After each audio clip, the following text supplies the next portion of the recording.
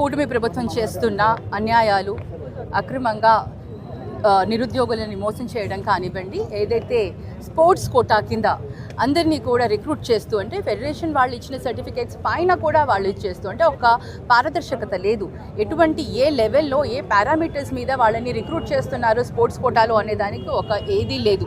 ఎంతోమంది విద్యార్థులు, ఎంతోమంది యువత ఎన్నో సంవత్సరాల నుంచి ఉద్యోగాలు కావాలని ఎదురు చూస్తూ వాళ్ళని ఎంతో నిరుత్సాహపరిచారు. ఇవాళ ఈ విధంగా చేయడం వల్ల కొందరు అనర్హులకి ఉద్యోగాలు వచ్చాయి. మేము అందరూ అనట్లేదు, కొంతమందికి అలా వచ్చింది. కాబట్టి ఆ అర్హత ఉన్న వాళ్ళందరూ కూడా మిస్ అయ్యారు. వాళ్ళ కోసం మీరు చేసిన ఈ దాన్ని మేము తీవ్రంగా ఖండిస్తూ ఈరోజు మేము నిరసన చేస్తూ ఉంటే, ఈ నిరసనని కూడా అడ్డుకునేందుకు పోలీస్ వ్యవస్థని ఉపయోగించి వాళ్ళని, అంటే మేము మహిళలు ఇంతమంది ఉన్నా కూడా ఒక మహిళా పోలీసు లేరు, ఎవరూ లేరు. ఆ విధంగా మమ్మల్ని ఇవాళ అడ్డుకోవడం జరిగింది. అంటే ప్రభుత్వాన్ని ఒకటే ఒక ప్రశ్న వేస్తున్నాము మేము.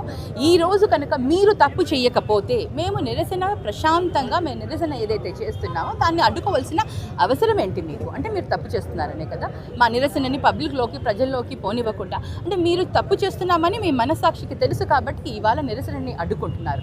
మరి యువతకి మీరు ఈరోజు మీరు ఆ తప్పుని మీరు తెలుసుకొని రాజీనామా అన్నా చెయ్యండి, లేకపోతే సిబిఐ ఎంక్వైరీ అయినా ఇవ్వండి.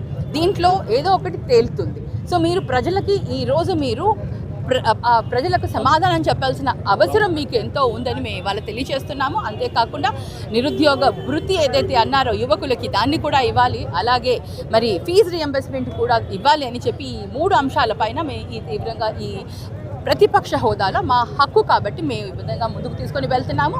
కానీ ప్రభుత్వం, కూటమి ప్రభుత్వం పూర్తిగా విఫలమయ్యింది, పూర్తిగా ఫెయిల్ అయిందనేసి ఈరోజు జరిగిన ఈ అడ్డుకోవడంలోనే తెలిసిపోతుంది. గత వారం రోజులుగా వైఎస్ఆర్సీపీ పార్టీ మెగా డిఎస్సిలో దగా అయిన అభ్యర్థుల గురించి మరి పోరాటాలు, విద్యార్థుల తరపునైతేనేమి, నిరుద్యోగుల తరపునైతేనేమి, మరి రోజు ధర్నా కార్యక్రమం అయితేనేమి, నిరాహార దీక్షలు అయితేనేమి చేస్తూ ఈరోజు మరి ర్యాలీ చేపట్టడం జరిగింది. ఈ ర్యాలీని కూడా అడుగడుగున అడ్డుకోవాలని చెప్పని ఈ కూటమి ప్రభుత్వం వివిధ రకాల ఆంక్షలను పెట్టి రాత్రి ఎప్పుడో 1 గంటప్పుడు నోటీసులు జారీ చేసి మీరు ర్యాలీ చేయడానికి వీల్లేదని చెప్పని అర్ధరాత్రి, అపరాత్రి పూట మమ్మల్ని నిర్బంధిస్తూ ఉన్నారు. కానీ ఎవరు ఇక్కడ చేతులు కట్టుకోలేరు. వైఎస్ఆర్సీపీ పార్టీ శ్రేణులు ఎక్కడ వెనక్కి తగ్గే క్వశ్చనే లేదు. ఎప్పుడైనా సరే, ఏ నాటికైనా సరే నిరుద్యోగుల తరపున కానీ ఎవరైనా సరే ఈ కూటమి ప్రభుత్వంలో నష్టపోయిన వాళ్ళందరి తరపున కూడా పోరాటానికి సిద్ధంగా ఉంటుందని చెప్పని మేమందరం తెలియజేస్తా ఉన్నాము. మరి ఈరోజు ఇంతమంది స్టూడెంట్స్ అయితేనేమి, నిరుద్యోగులు అయితేనేమి, వైఎస్ఆర్సీపీ పార్టీ శ్రేణులు అయితేనేమి, ప్రతి ఒక్కరు కూడా పార్టీకి చెందిన అన్ని విభాగాల కార్యకర్తలు అయితేనేమి, సభ్యులు అయితేనేమి అందరూ కలిసి కార్యక్రమాన్ని విజయవంతం చేయడం జరిగింది.